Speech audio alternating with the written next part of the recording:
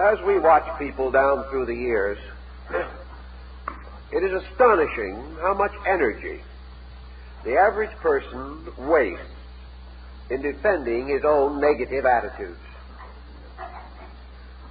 We are so willing and ready to protect our right to be wrong, and at the same time so slow to advance the cause of our right to be right. Nearly always life begins and unfolds through a series of negative reactions to circumstances. There's an old saying that we all know is true, that bad news travels more rapidly than good news. We are more responsive to our instinct to criticize than to commend. We are quicker to condemn than we are to praise, and we are more likely to observe the faults in others than to seek out their good points. All these tendencies seem to rise in deep sources within our own natures. We are not even aware of our own critical tendencies in many instances. And when we are reminded of them, we take it for granted that we have a right to them, that we must have the privilege of objection, that we must claim our birthright of individual thinking because of a tendency to analysis, which means simply to take things apart. And by the time we get through taking our friends, neighbors, relatives, and world apart, the collective results in this kind of a disjointed situation in which we now find ourselves. So many people have taken the world apart, and so few have attempted to put it together, that we cannot be surprised if it is not the kind of a world we wish it was. If then this tendency to negative attitude lies at the root of our trouble, is there no way in which we can remedy it? One of the things that perhaps points this up more than anything else is our personal reaction to situations beyond our personal control.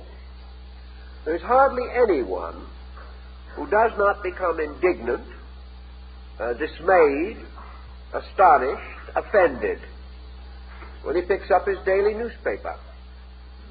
Yet it would be difficult to prove that any of these emotions contribute to the solution of the problems which the paper unfolds. There is no actual indication that indignation is solutional. Now, some can say that it can be solutional to this degree, that it can cause persons to unite, to rise above personal opinions and attitudes, and can create a kind of aggressive action in some direction or other, that it forms a valuable criticism by which things can be changed. For most leadership is sensitive to the indignation of its following.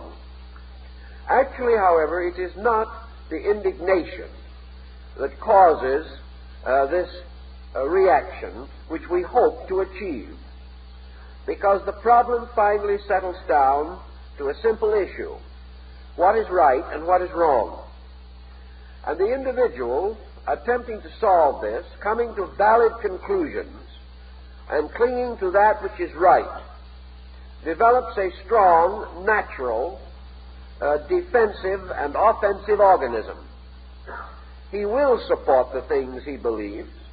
He will attempt to correct the faults that are around him. He will unite his resources with groups or movements which are accomplishing ends which he regards as right. But none of these things are accomplished actually by fretting, by fussing, by becoming angry or disturbed. The disturbance is merely a loss of energy. The solution is achieved by the individual's clearly defining what is necessary and doing it.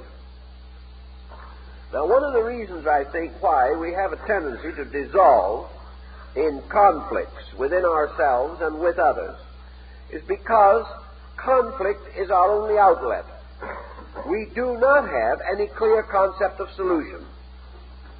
The individual confronted with a problem does not see how he can solve it. He does not see any pattern through the application of which the problem can be corrected. Therefore, he can only stew. He can fuss. He can fume. He can become disturbed, in this way letting off steam. But this is only a manifestation of frustration. It does not lead to the answer. The reason why we do not have more answers is because we do let off too much steam without purposeful meaning or viewpoint. And also because in most instances we are untrained to find the answer. There is an answer to every problem. This answer does not lie in excitement. It does not rest in righteous or unrighteous indignation. It lies in skill. It lies in a disciplined method by which certain ills can be corrected. The application of the proper methodology to a problem must ultimately be solutional. But we look around us, we see the problem, and we recognize that we are unfitted to cope with it. Why are we unfitted? Because the sources of our instruction have generally ignored the need for the correction of existing problems. This does not mean that these sources are entirely sterile of constructive ideality. They are not. But like most of our thinking, our educational and cultural perspective jumps over the immediate, passes or bypasses the simple thing that is needed now, and escapes into generalities, dealing with large issues, but failing to meet the challenge of an immediate problem. Thus, we may have a strong training on what would be the theoretical course of our political, cultural, or economic life, but we are not trained to meet the daily emergencies of our own existence. We are not equipped to do so. We are not given the resources necessary to solve our problem. Nearly everyone who is out trying to solve other people's problems has problems of his own, which require immediate attention, but he is not able to cope with them. He is not able to meet them with necessary resource ability. If then, being frustrated, he sees no other clear course of procedure, we find him settle down into the cultivation of negative, fatalistic, and essentially detrimental personal attitudes. He becomes a fusser. He becomes a conscientious objector to everything. He becomes disillusioned, cynical, skeptical, and particularly among the intellectual group, he loses faith in the possibility of solution. We see this around us every day, where the individual is no longer attempting to plan in terms of solution, but is simply allowing himself to live from day to day in a world that is entirely unsatisfactory to him. This also, of course, brings us to one of the most important considerations that we have, namely the relative inability of any individual to change the collective pattern of society around him. A few powerful individuals may have considerable spheres of social influence, but even these spheres are strangely circumscribed. The moment an individual in high position attempts an action contrary to the general opinion of his time, he finds himself almost as limited as the private citizen. What is not supported by the average person cannot be attained by his leaders. And the average person today is not supporting. He is so much more against what he does not like than he is for what he does like, that practically every progressive effort of society runs into argument, discord, and confusion. The individual, then, being forced to live in a world essentially unsatisfactory to him, but a world which he has not the dynamic to change, a world in which perhaps his own attitudes are minority attitudes, and there is not sufficient support from others to make his projects possible. This individual falls back into hopelessness. He falls back into frustration. He gives up and takes various escape mechanisms as the only possible way to adjust to the pressures of living. These defeatisms are evident everywhere today, and we find an increasing tendency to ignore problems or to regard them as hopeless, or to attempt to adjust to some compromise solution. We have often pointed out that if it is true that the individual must be the victim of collective pressures, then there cannot be any basic integrity in the universe. We are also reminded constantly of an increasing number of persons who do not believe that there is any essential integrity in the universe. They do not believe this because they cannot demonstrate it from their own experience. The philosophy by which we live is derived from our own observation and participation in living problems. If, therefore, we are unable to perceive law and order in the patterns which particularly affect us, we are not likely to acknowledge law and order in larger patterns more remote. So today there is an constantly increasing intensity of negation.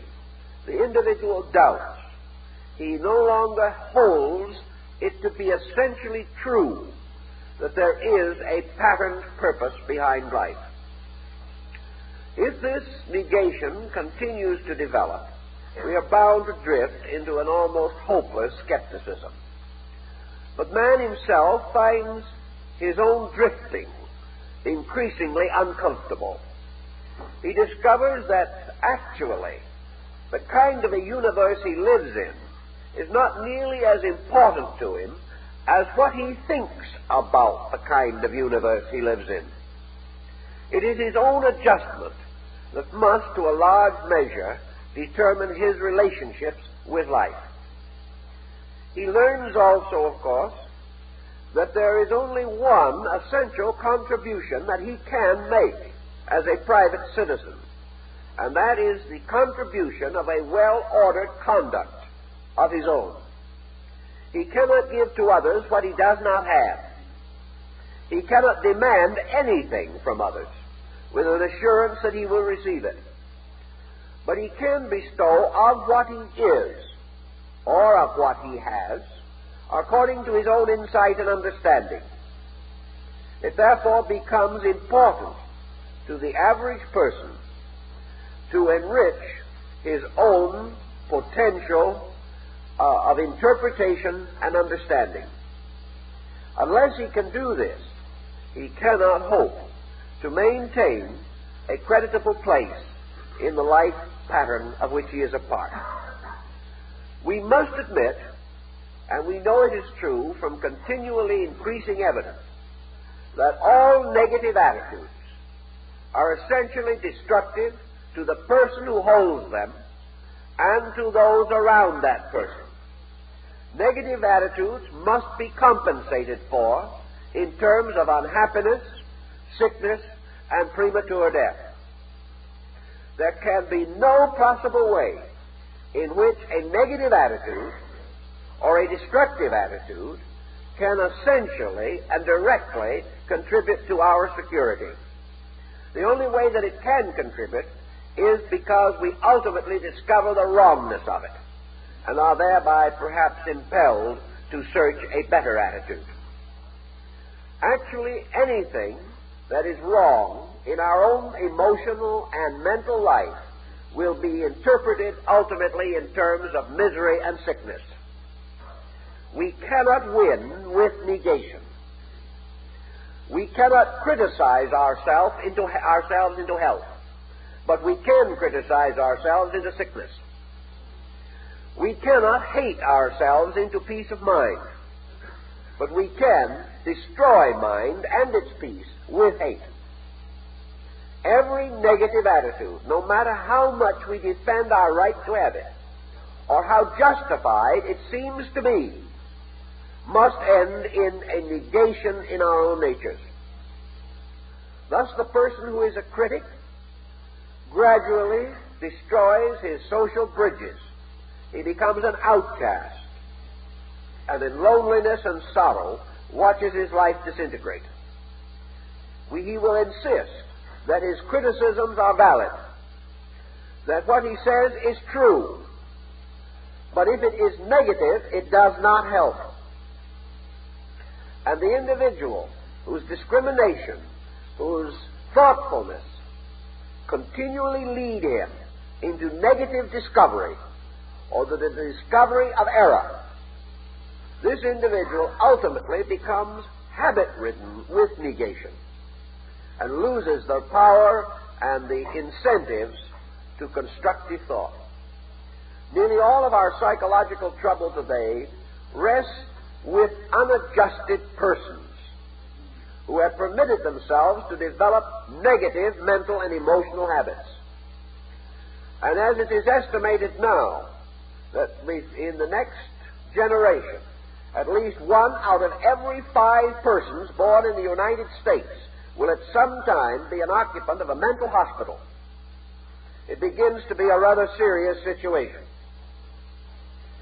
And most of these persons, and I have worked with hundreds and thousands of them, who are in these hospitals are persons who have permitted bad habits of mind and emotion to come in and control their lives. Many of these persons have excellent explanations for why they are as they are. But such explanations do not help.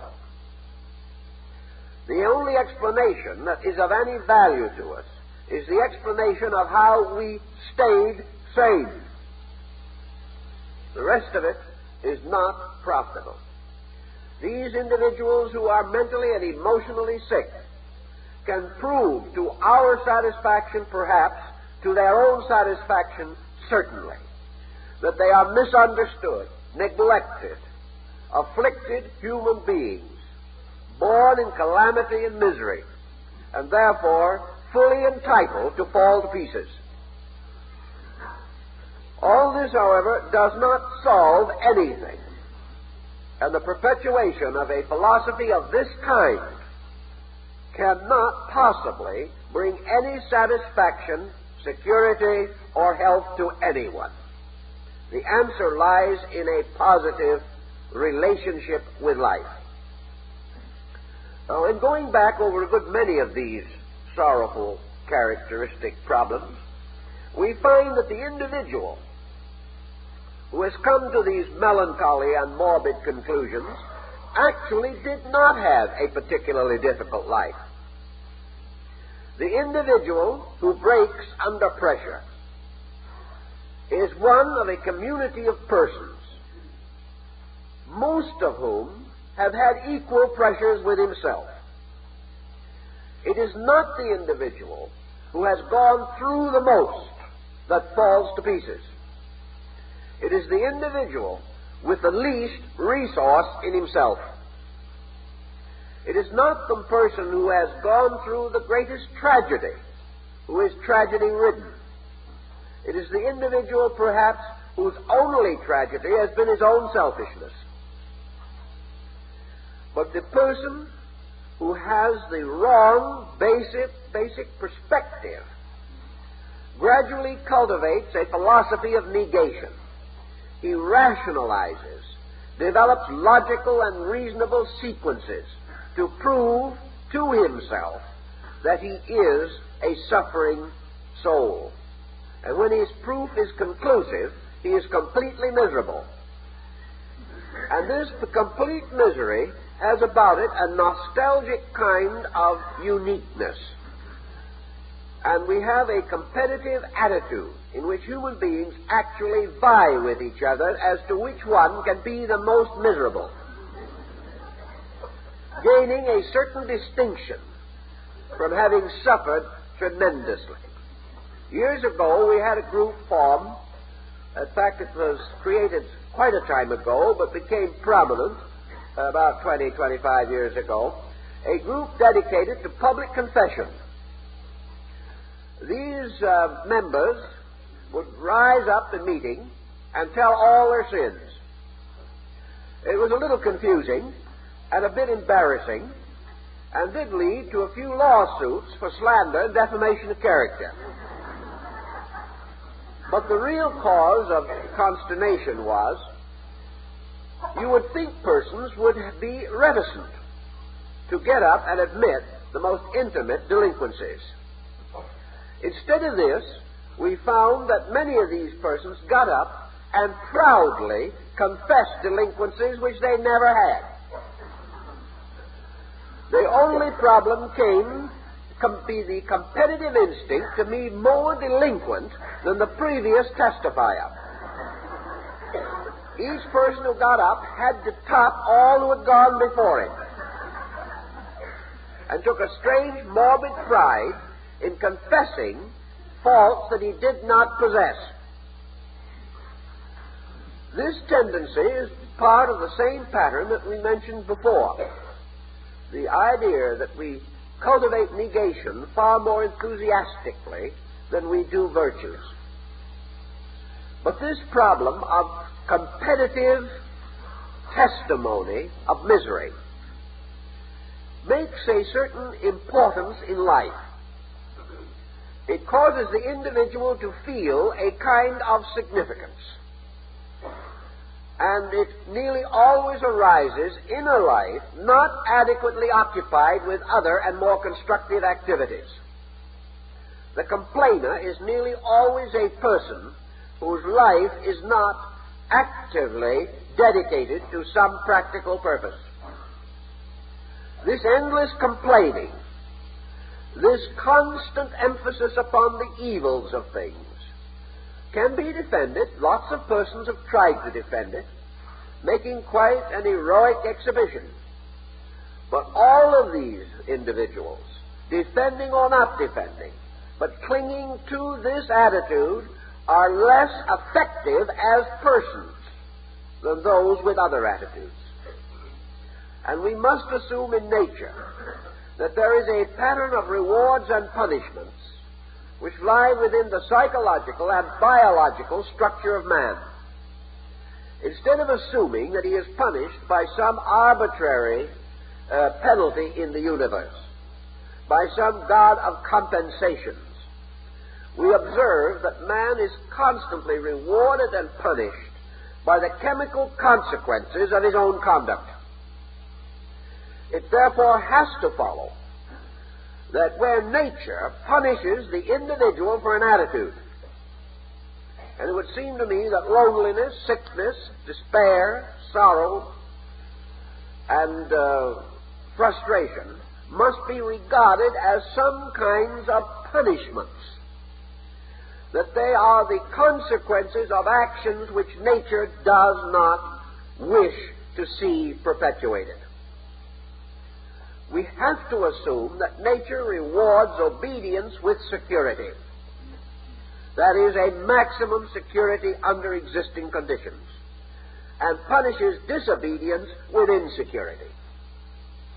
As our entire generation is lacking in security, as the average individual is insecure, we must assume that what he is doing, how he is thinking, what he is feeling, these things must be wrong, or they could not be punished by a just natural pattern. And each person must ultimately make an accounting to his own biology. He must face the result of his thinking and his feelings upon the cell structure of his own body, upon the circulation of the blood, upon the vital organs of his body, and upon his nervous system. If these are whipped by his actions and attitudes, then these actions and attitudes cannot be correct. Now, underneath all of this, perhaps, lies a deeper problem, namely that biology and physiology may not have been originally conceived or devised for the purposes to which man has dedicated his life. The individual has gradually become a highly complicated mental, emotional creature. And nature, apparently, regards complication as a fault. Nature does not reward any form of complication. The natural processes are direct and simple. And while we may not understand them all, when we discover a new phase, we are always amazed at its simplicity. Truth is usually overlooked because of its simplicity. So man was created, apparently, for a rather simple kind of life. Now, this does not mean that it was intended that he should be an agrarian to the end of his days, or that his entire psychology was built for the time when he lived in a hut in the forest. This is not true.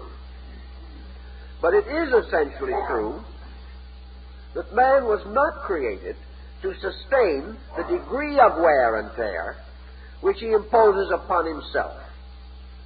Man was not created with an equipment to maintain him against world wars, atomic bombs, crime waves, and the ambitions of leaders and the tribulations and antagonisms of nations and states. He was not created for such an intensive, negative way of life.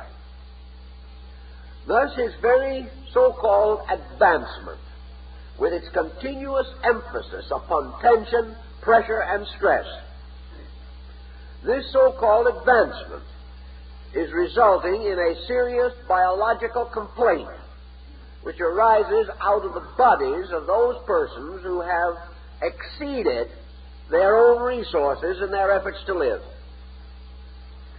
Thus, the answer must lie in simplification and the conservation of resources, the integration of life upon patterns less intensive, less destructive than those with which we are daily confronted now. Nature is again telling us that our ways of life are subject to penalty because they are wrong. Now, a great group of persons arises in a culture such as ours, proudly proclaiming the things we do, telling us that these various activities, useful or useless, are indications of progress. That if it was not for this dynamic with which we are constantly rattling ourselves to pieces, we would not be the prominent, progressive, up-and-coming people that we are. But are we prominent, progressive, and up-and-coming? As we look around us, it looks more as though we were down and departing in many things. It looks as though we are constantly more concerned as to whether or not our progress can survive. And we wake up with consternation to discover that somebody else discovered the Sputnik. A very grave shock to our egos. And we begin to question whether our present way of life is protecting and preserving the leadership we thought we had. Because in the long run, a world or a generation or a nation or a race of sick people cannot preserve leadership. We cannot rule the world if our own psychic natures are in a state of constant uproar and disintegration. In our own daily and immediate problems, these same rules hold true. We live in a constant tension. We live in an intensity almost beyond our conception. We think we're getting used to it. We are firmly convinced that man can adjust to anything. To a degree, man can adjust to anything that is real. Man can adapt himself to all inevitables, because inevitables arise in nature. But man cannot always adjust himself to his own stupidity. This has no valid source in nature, and is merely an expression of his own ignorance. An individual who adjusts himself to ignorance will remain ignorant. To adjust ourselves to wrong leaves us where we were, producing no result that is of any tangible value to anyone. In then thinking about these problems, we turn and seek resources with which to meet them, to try to understand what constitutes a constructive, active, positive, idealistic pattern for life. How are we going to maintain it against so many difficulties? Well, one of the things we have to begin to estimate is the nature of difficulty. Most of the difficulties that we are in are directly due to the person we are.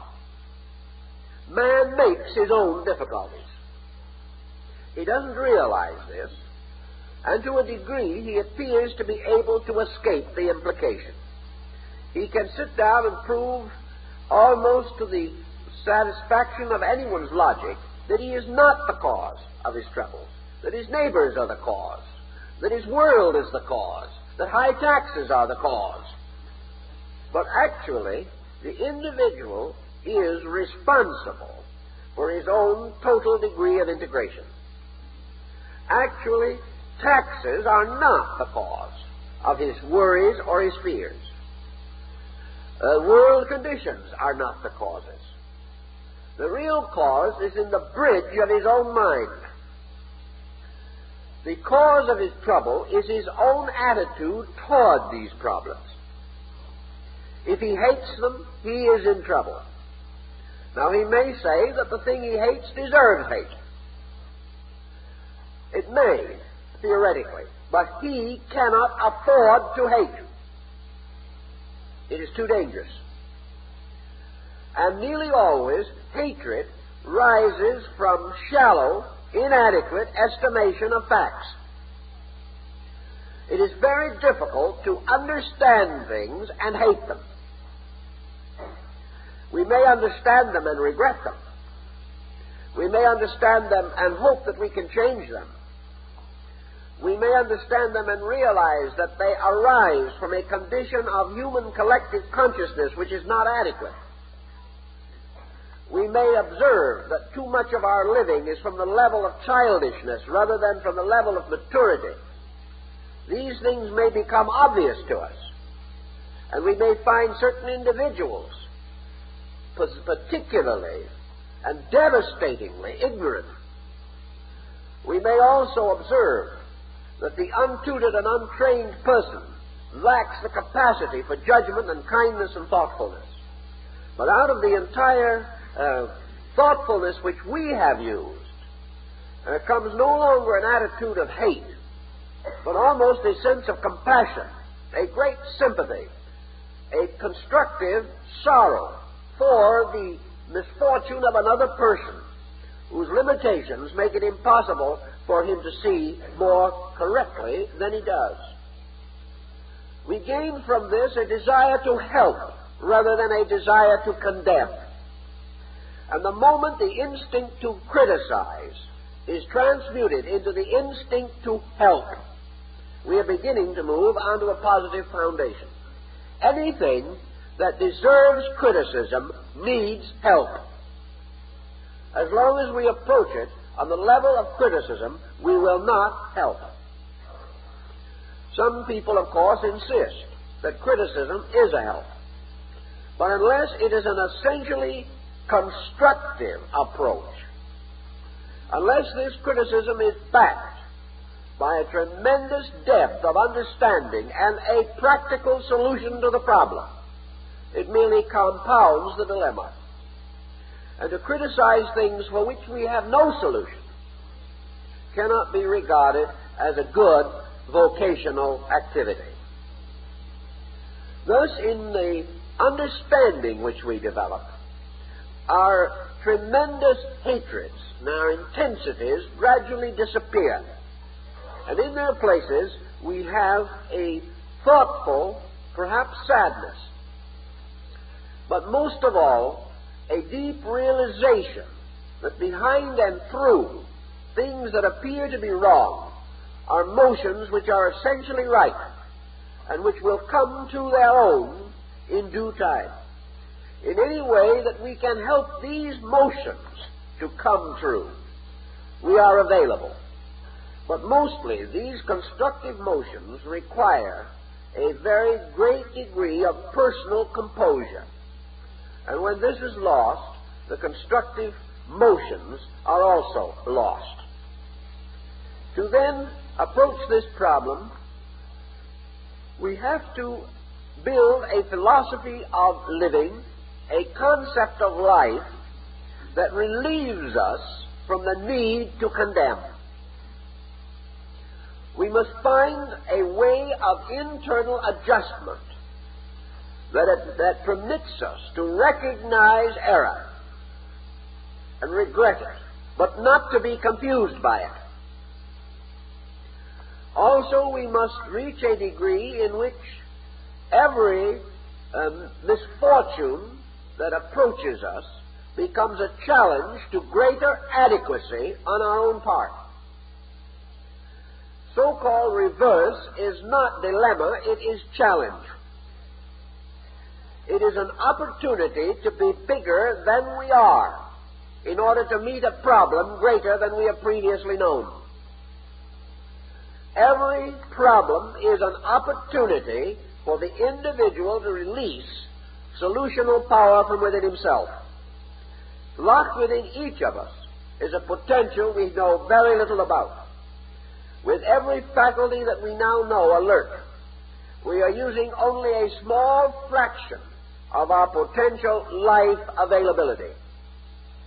We have at hand countless resources which we do not even know exist because we have never directly required them to exhibit themselves. We've never called upon them. If then, instead of blocking the mind with negations, we permit a challenge to release its own solution from ourselves, we shall observe that we have much greater solutional power than we have ever known. Once, however, we have admitted a kind of defeatism, the moment we have set ourselves in a crystallized pattern of negation, we lock our lives from the solutional energies within ourselves. Once we have closed our minds to good, or to optimism, or to adjustments, once we have admitted defeat, once we have become cynical and critical, we are no longer concerned with doing anything well. The only thing we are concerned with is how badly someone else is doing it. We have no sense of being able to step into the situation and solve it. We have perhaps no incentive to. If we happen to dislike the individual in trouble, we hope his trouble gets worse. And when everyone's troubles get worse, the whole world becomes more confused, and our probabilities of happiness are further diminished. If then we are confronted, as each of us is today, with a problem almost involving our own sanity, it is very important that we recognize the possibility of further solutional resource within ourselves. We have to realize that man is equipped to meet any natural emergency. He is able to solve the problem of his own survival if he will cooperate with the patterns of energy and consciousness which exist in his own life. It is only when he refuses to cooperate or fails to do so that the problems continue to grow and the solutions to become less and less obvious. When we speak then of a positive or active attitude toward life, we do not mean the Pollyanna concept of looking at something that is no good and proclaiming it as beautiful. Such is not the attitude at all. The attitude is one of accepting growth as natural, reasonable, and proper, and also recognizing that the principal instrument of growth is challenge. The individual can never become better unless he needs to become better. And whenever a problem is bigger than we are, it reveals the need within ourselves to increase or enlarge our own resources. A problem, then, is not a dilemma or a disaster until we fail to meet it. And our own poor adjustment to it then sets in motion consequences which we term afflictions. A problem is not an affliction until we have misunderstood it, resented it, rejected it, denied it, or perverted the energies involved in it. Now, we can say that this is hard to accept because everything in life is constantly presenting us with loss, with disturbance, with perhaps irritation, crisis, responsibility, and worry. All of these things are true. We do have these problems continuously pounding in upon us. But these are not the problems. The problems are our own acceptances, our own rejections, and our own available resources. If we are overly selfish, we create a whole circle of problems. If we are vain, we create a circle of problems. If we are egotistic, another circle of problems. If we are jealous, we get into further trouble. It is our own attitude, primarily, which results in a challenge becoming a tragedy.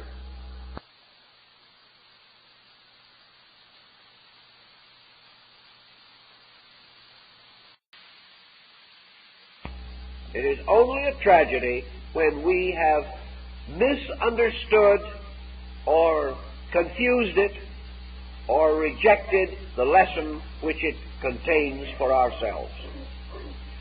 To say this means nothing except perhaps to stimulate a little thinking along these lines. Behind the saying of it, there has to be a total philosophy to sustain it. And that is why philosophy is important.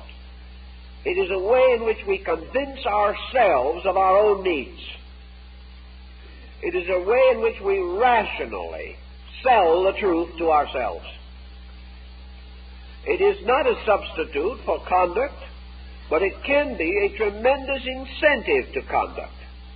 And it also can give us the courage to make decisions that are more wise, more practical, more useful to all concerned. Under those conditions, philosophy begins to unfold to us the idea of a universe in which what we call good and bad actually have no existence except in man himself. A universe that is ruled by facts, by truths, by realities. Everything is as it is. And if man will accept everything as it is and understand it as it is, he will find that in this he has a clue to the directing of his own conduct. Now we can take the negative attitude by simply falling into words that such acceptance would interfere with progress. A man is not supposed to accept. He's supposed to roll up his sleeves and go out and make a considerable amount of excitement, whether it means anything or not. Actually, however, by acceptance, we do not mean to sit back and do nothing. What we really mean is that by acceptance, we acknowledge facts and work from those rather than from prejudices. We have to have some kind of a basic acceptance of value. We have to say to ourselves, either this world in which we live is meaningful or it is not. Either the universe is honest or it is not. Either there is a basic integrity at the root of life or there is not. We cannot carry water on both shoulders in these matters. We cannot affirm one thing one day and deny it the next. We must either believe that this universe is a planned thing, and that behind it is a creating intelligence and consciousness able to administer and administering this vast unfoldment according to lawful means, or there is not any of these factors, and man is simply a creature of accident, circumstance, and incident. If we take the second position, then we must live by that, which means that we must live with total purposelessness, because then nothing is important. And nothing is less important in a meaningless universe than our own rebellion, so that there is no reason why even the purposeless viewpoint should result in pressure. If nothing means anything anyway, why should we spend all of our time being angry about something, pleased about something else, and miserable in anticipation of a third thing? If nothing is important, then life becomes something so completely ludicrous, ridiculous, that there is no sense in any sense whatever. If, on the other hand, there is a purposed existence, then we must begin to accept certain moral values. We must affirm or assume that this world is an unfolding sphere, and that within this unfolding sphere, man is precariously suspended, largely problemed and burdened by his own inability to understand the greater values of the world, his inability to grasp the total picture of his own existence, and thereby unable to know with certainty the courses of action which he should pursue, is therefore under the pressure of a continuous doubt, a lack of available certainty. Lacking available certainty, he turns to the inner part of his own life, supporting it, sustaining it, and enriching it to the greatest degree possible by recourse to and reference to the great achievements of other times and other ages. He uses the great philosophies and religions of life as guides and aids to understanding. He seeks to know better and to live according to the teachings of Buddha or Jesus or Confucius or Lao Tzu, because he believes these persons have lived well. He tries to draw upon the spiritual experience of his race for courage, conviction, for understanding, and for sustaining faith. And gradually, out of his conviction, he integrates a constructive attitude, which he must then put to work, proving or disproving it. It's interesting, perhaps, to realize that there is a reason why certain great systems of thinking have lived. They have not lived because the Creator was proud of them, that is, the human Creator. These systems have not survived because of the mere pressure of personality. They have survived only for one reason, that in common experience they have proven true. That individuals have found in these teachings, religious, philosophical, principles which when applied are ever true, which when lived produce results which are commendable, constructive, and secure. That these teachings are better than the absence of them. That they have given us a stronger personal way of life, a way of life more likely to produce happiness than a way without these teachings and this level of understanding. Thus humanity has created its own saints by recognizing and rewarding those whose ideas have become an imperishable part of human good.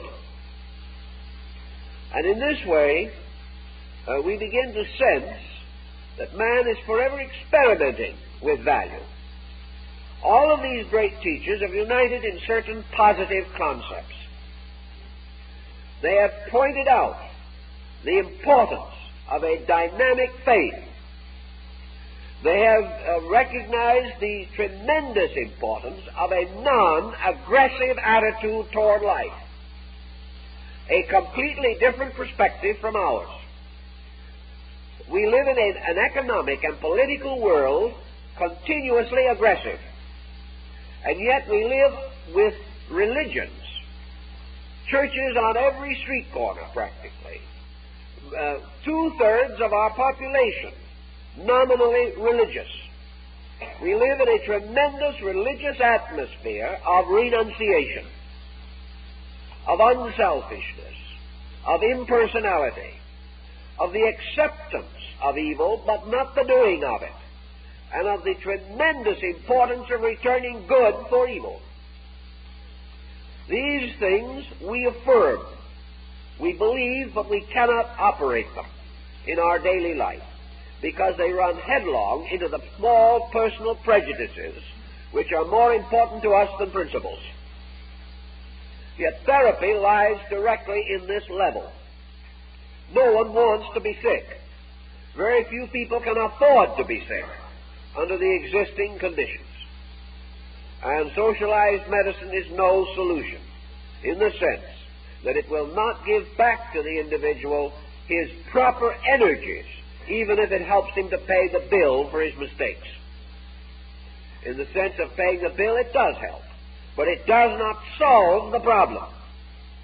The problem lies not in getting well, but in staying well in the first place. And these great philosophies that we have known, as Christianity, Buddhism, Judaism, Muslimism, Taoism, Confucianism, Hinduism, these great philosophies have been in common agreement.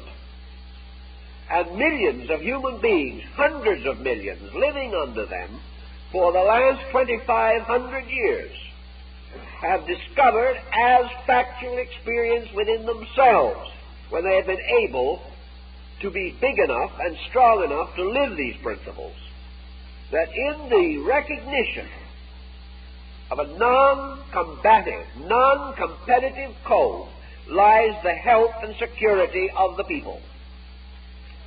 That we are not ever going to attain peace, happiness, serenity, or security by a constant psychic pressure, by constant irritation and agitation. We're going to find the solution to our problems in the integration of our own resources. Assuming for a moment that we will acknowledge with Western man, even though Eastern man is not entirely of the same opinion, that there are many problems that can be solved with good thinking, that real thoughtfulness and real regard, friendship, thoughtfulness, and affection, simple, direct, sincere, these will solve many problems.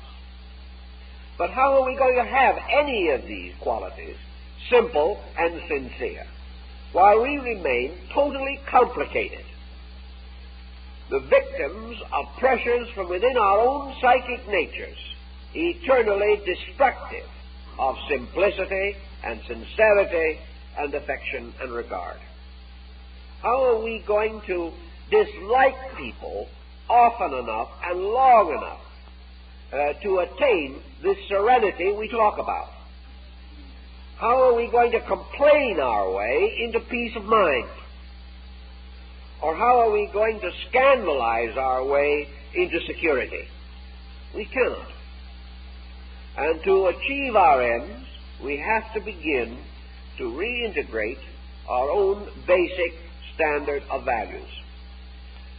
Before we can permit any positive value to grow, we must, to a measure at least, escape from the pressure of negative value. If we are going to have a beautiful garden, we must first clear the land. For if we leave all the weeds and the stumps there, our flowers will not grow well. And after we've planted the garden, if we wish it to become a beautiful garden, we must take care of it. We must see that the plants receive nourishment and water, and that they are planted according to their own natures, some in the sun and some in the shade, so that each is given the opportunity to be itself. If we do not use this care and this thoughtfulness, we have no right to resent the universe if our garden does not grow well. And in our own thinking, in our own living, before we can create a constructive philosophy of life, we've got to get the weeds out of our own consciousness. And these weeds are hate and fear and doubt and jealousy, suspicion, egotism, over-possessiveness, over-ambition, envy, and such attitudes as must always reap a whirlwind. All of these actions and attitudes must end in trouble. If we want to be out of trouble, therefore, we must prevent the continuance of these attitudes. Now, we can't just simply say to ourselves, let's stop being jealous. Unfortunately, we have nursed these negatives so long that we can no longer control them. They control us. We are the victim of habits. And these habits are those of negation. The only way we can escape from these habits is to understand through them by giving ourselves a point of view or a perspective acceptable to ourselves. We must sell ourselves something better in order to unsell ourselves about something worse. Our new attitude must arise because we have a new and better conviction about value. The moment the conviction is established, that which is inconsistent with it falls away. The only reason we're in trouble is because our conviction is on a level which causes trouble. When this center of conviction changes to another and better level, the trouble falls away. We cannot escape jealousy and fear and all these pressures simply by denying them or by attempting to frustrate them violently in our own natures. But we can gradually become educated. We can gradually find out what true learning means, and that learning is really helping to build higher levels of conviction, giving us better instruments with which to estimate values, giving us stronger inducements to seize and think straight, and through the straightening out of our own crooked thoughts, relieving ourselves of the pressure of convictions that are essentially wrong. Thus, by degrees, we can create a new level of action. And this new level of action must precede any change in our living. As long as we remain the same, our condition will remain the same. No individual, simply by wishing without doing, will change the pattern of his life. If, then, we wish to get a truly secure position, we have several possibilities. We all know, for example, the peculiar effect of intelligence upon audacity. It has been observed and noted for a long time that to get a person who is really a man of action, you've got to get a stupid one. Well, you want to get a real world conqueror, like Adolf Hitler. You must get a little man who has never left home. You must get an individual with a closed mind and a comparative lack of capacity to think. The moment the individual begins to think seriously, he is less sure of himself. Thinking, in other words, does not create egotism, primarily. It has a tendency to create fear. The reason being that the more we think, the bigger the world looks and the smaller we look. The individual who hasn't thought at all has a solution for everything and will never know whether it will work or not, because he has no way of applying it and no instruments suitable to experiment with his own ideas.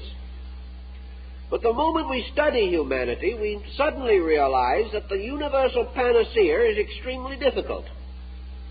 The more we know about people, the less certain we are what will help them. Thus we pass intellectually into a kind of uncertainty. An uncertainty which causes the contemplative person to be accused of being non-active. Actually, he may become so, but not necessarily as the result of contemplation, because contemplation has as its real end the conservation of energy. Its purpose is to recognize that you cannot attack 10,000 problems like Don Quixote de la Mancha, lancing windmills, that you cannot go out on a knight errantry of reforms, simply attacking this evil and then that evil, and finding that for every head of evil you cut off, 7 more grow, as in the Greek myth. The contemplative person is looking to find the root. He realizes that if he can discover the basic common denominator of trouble and can attack that with one clear decision, one clear discovery, he can uproot 10,000 evils. That behind all of the mistakes we make, there is one basic tendency to make mistakes. That behind all of the wrong thoughts, wrong emotions, and wrong actions that exist in the world, there is a fallacy. And that this one fallacy must be attacked in some way. That the only answer lies not in tearing the leaves off of the tree, one by one, for they will grow again next year. If the tree is poisonous or injurious, the only way to get at it is to chop it down at the root. Otherwise, you cannot remove it. You cannot end it. So the contemplative life turns away from a non-valid action that we are all guilty of. This action of trying desperately to fight particulars, and causes us to turn to the contemplation of those great general principles which are responsible for all the particulars we do not like. And as we go further and further into these problems, we realize that error, as we know it, stems from a wrong concept, a wrong premise, a wrong attitude basically toward life. And this wrong attitude, whether we want to admit it or not, is an attitude of aggressiveness based upon ego, by means of which man is attempting to dominate something that he should obey. He is trying to be free from law, when his only hope is to be free under law. He is attempting to impose himself upon the world, refusing to recognize the fact that he's totally incapable of wisely administering this world he is attempting to conquer. He is trying desperately to cause the universe to be under the guidance of his mentation, when up to the present time he has been unable to demonstrate that with his own mind he can govern even himself. So there are basic errors. And most of these basic errors root in aggressive egoism, root in this concept that we are right and that we are born to command, when we are probably actually wrong and are born to command only our own resources, which to us is not a glamorous perspective. Out of this, then, man has to reintegrate his way of life. What he is doing is destroying it, and he knows it. Therefore, he cannot sustain it, and he cannot defend it. He can only tolerate it. And as it becomes more intolerable, he will have more difficulty tolerating it. What he must have is a way of life rooted in nature's purpose, in the universal dynamic itself, not in his concept of things. But he says, I can't do this because I don't know what it is. The reason he doesn't know what it is because he has done so much agitating of himself that he has never been receptive to value.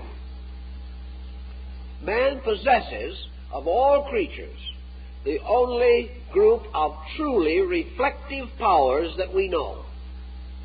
Man alone is a contemplative animal. And because he is a contemplative creature, he has a power greater than any other animal that we know. But he doesn't contemplate. And because in the production of his contemplative nature, certain other faculties and certain other propensities were limited, man finds that he is weaker than the animal in many ways, less intuitive than the animal, less able to depend upon integrity of instinct than the animal, and at the same time not using the contemplative faculties by means of which his own peculiar existence can be preserved. To meet this emergency, the individual must reverse certain procedures. One of the things he's got to do, somewhere along the line, is to break down this aggressive negation with which he occupies himself morning, noon, and night. This endless fault-finding, this endless cycle of trying to impose his own ways upon others, and also this tremendous effort to keep up with the silly momentums of his time. If he doesn't do these things, if he doesn't make these changes, he will simply go into oblivion with the rest of a foolish generation. He will not win. He cannot. Because the final criterion is in his own body, in his own emotional construction, which is falling to pieces because of abuse. And this abuse will never be acceptable and will never be the basis of health. And as man tries desperately to adjust to one group of errors, he develops another, keeping his entire structure in an endless state of tension.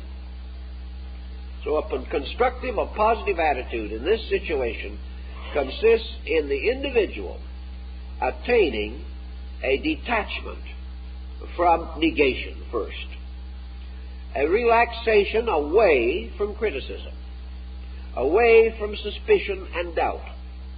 Not the acceptance of things that are wrong, but the recognition that his power to solve what is wrong lies in the active use of his contemplative faculties.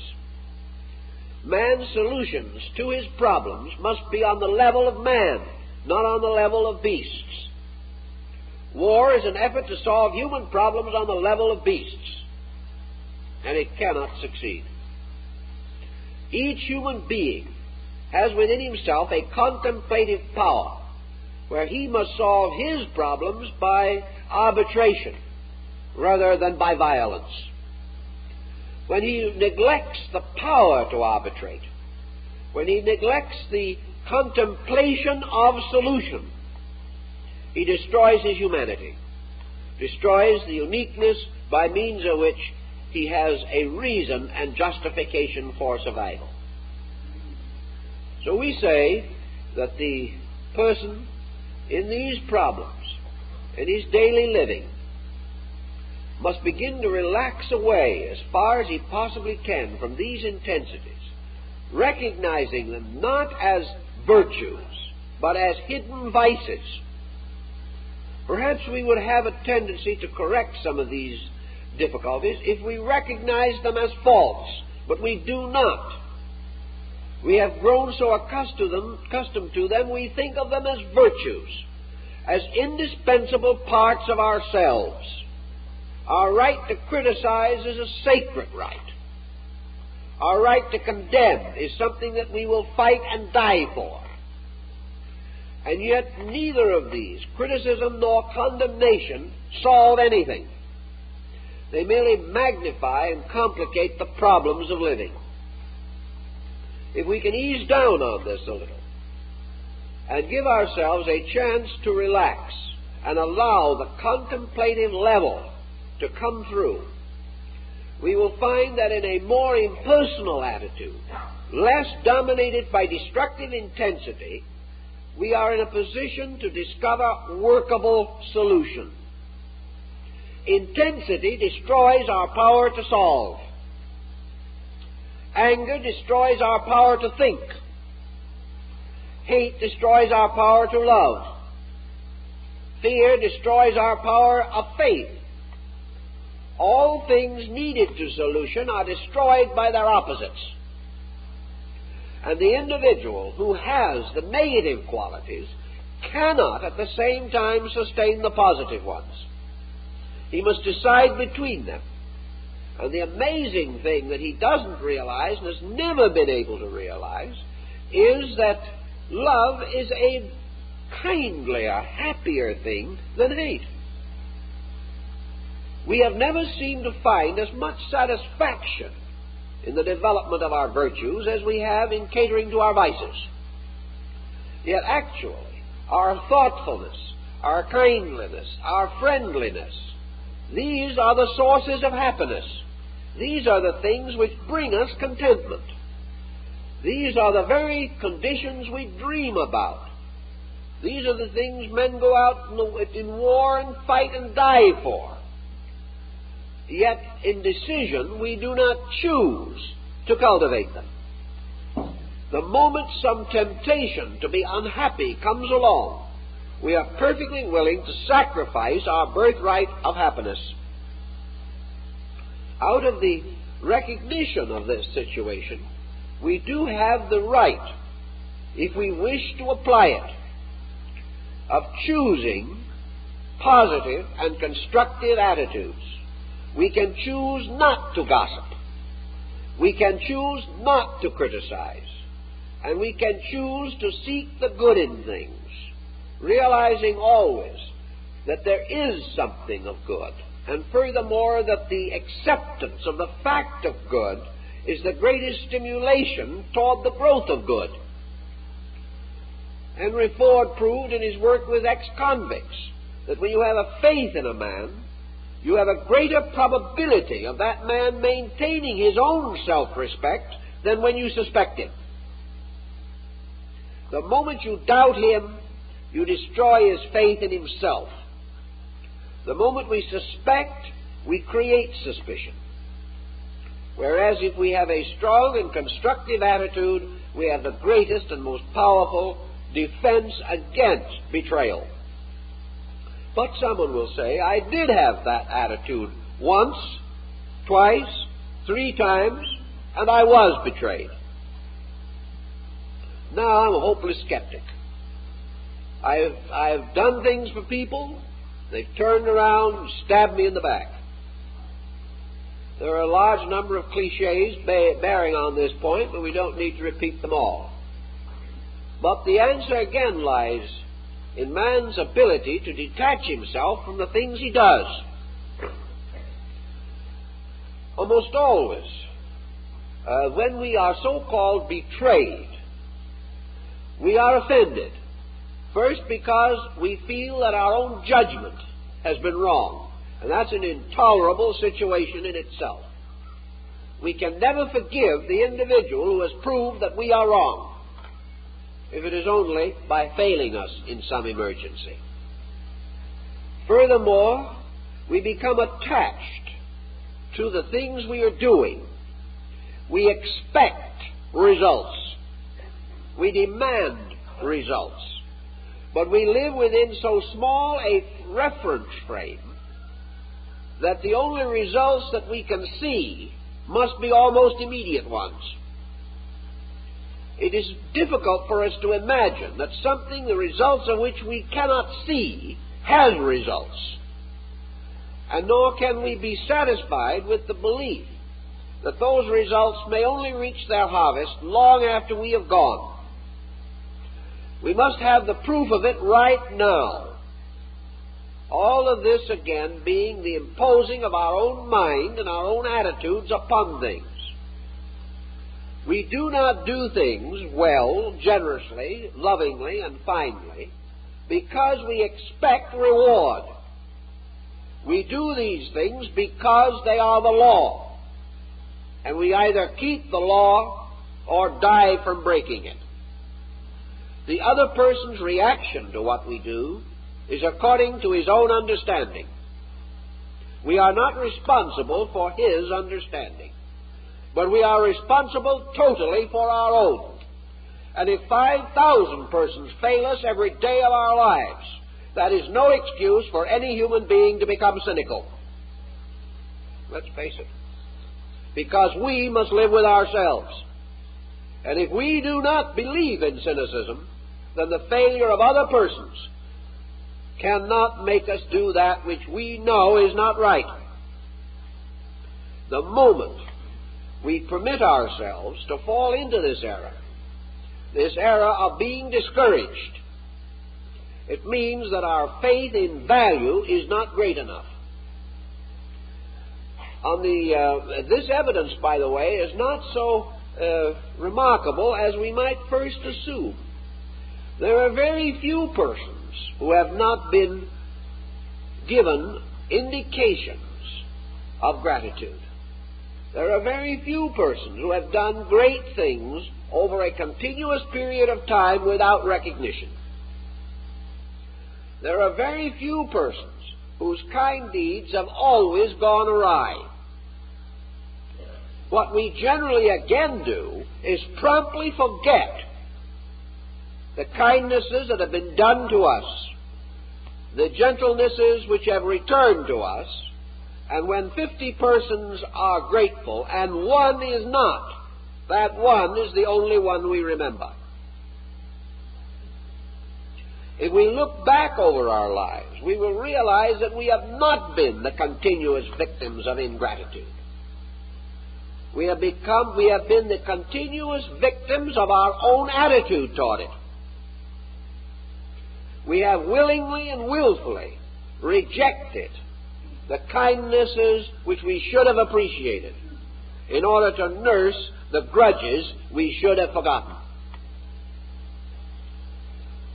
Thus, regardless of how we approach it, as Henry Ford found out with the criminals or ex-criminals that he took on parole and employed and placed in positions of responsibility, every one of them did not live up to it, but the majority did. And it would be quite possible to build a philosophy of life upon the one who didn't. But that philosophy of life would be wrong, because it would forget the dozens and hundreds who proved themselves trustworthy in every way. The same way, if we are negative and recognize and remember only negation, we can prove it, but the proof is not valid, because it is a proof based upon a minority incident. It is the magnification of a particular, whereas the men who did respond and did come through represented a generality, a larger group, and their testimony, 99 to 1 perhaps, is the more valid. And in life, the hundreds of good things that have come to us are more valid than the few unpleasant remembrances that we cannot get out of our systems. So if we take our attitudes and examine life fairly, we will discover grounds for optimism.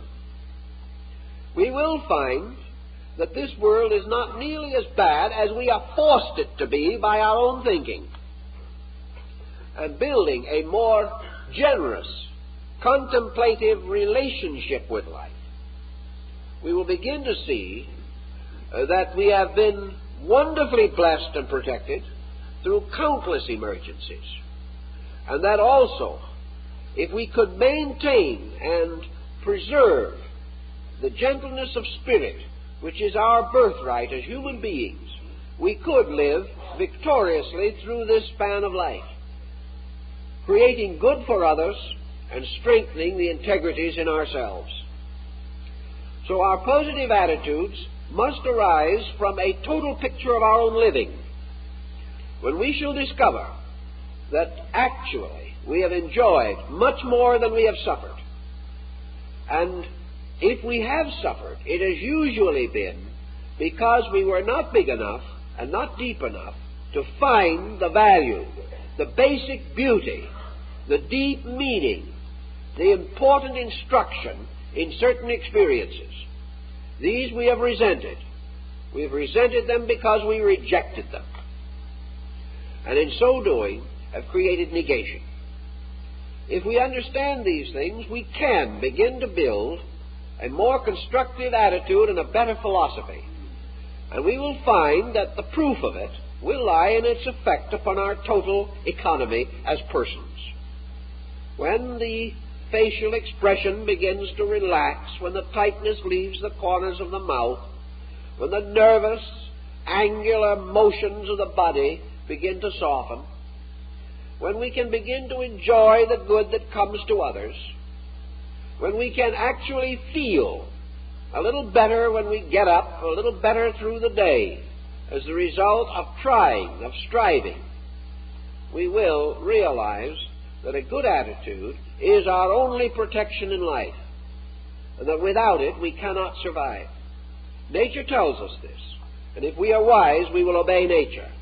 And watching nature's way, we'll probably discover that we can save ourselves many sorrowful hours, many years of reverse, and many misunderstandings, which are due only to our own lack of perspective. So beginning to take responsibility for our own condition and living according to it, we can slowly integrate a really purposeful point of view, one that will help us and strengthen us and give us courage to face the future. Well, time is up, so let's